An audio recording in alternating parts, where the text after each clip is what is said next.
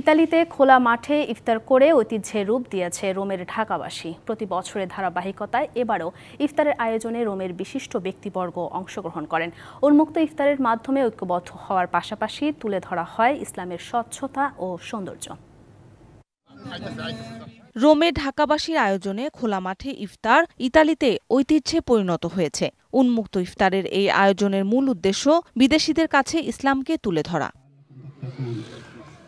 রোমের বিভিন্ন সংগঠনের বিশিষ্ট ব্যক্তিবর্গের পাশাপাশি অসংখ্য প্রবাসী বাংলাদেশি উপস্থিত ছিলেন ইফতার মাহফিলে। আয়োজকরা মনে করেন, খোলা মাঠে ইফতারের উদ্দেশ্য ঐক্যবদ্ধ কমিউনিটির পরিচয়ের সাথে ইতালিয়ানদের কাছে ইসলামের স্বচ্ছতা ও পবিত্রতা উপস্থাপন করা।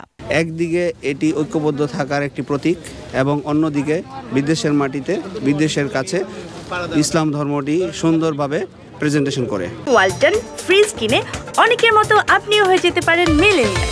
সেরা পণ্যের সেরা অফার। আমরা আমাদের রমজানকে, আমাদের ইসলামকে, আমাদের ধর্মকে আমাদের বিদেশে সবার মাঝে প্রচার করার জন্য আমরা সংস্কৃতিটাকে ভাগাভাগি এবং ধার্মিক যে আমাদের ভ্রাতৃত্ব বন্ধন সেটাকে ভাগাভাগি করার জন্যই আমাদের এই খোলা মাঠে ইফতারের আয়োজন হয়ে থাকে। আমরা ইফতার মাহফিলে বিভিন্ন বয়সীরা অংশগ্রহণ করেন। অসংখ্য মানুষ একসাথে ইফতার করতে পেরে আনন্দিত প্রবাসীরা। সামাজিক, আঞ্চলিক, রাজনৈতিক ও বিভিন্ন ব্যবসায়ী সংগঠন সবাই একত্রিত হয়ে আমরা এই খোলা মাঠে ধর্মপ্রাণ মুসল্লিরা একসাথে ইফতার করতে পারছি, এটি আমাদের জন্য সবচেয়ে বড় আনন্দ। ধর্মপ্রাণ সকল মুসল্লিদের পাশাপাশি ইতালিয়ান অনেক মানুষজন এখানে উপস্থিত হয়েছেন, যাদের সামনে আমরা বাংলাদেশিদের ঐতিহ্য সংস্কৃতিকে তুলে ধরতে পারছি।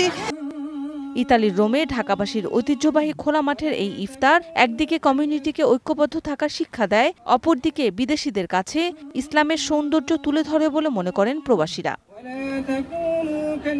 মৌসুমী শান্তা, ডিবিসি নিউজ ডেস্ক।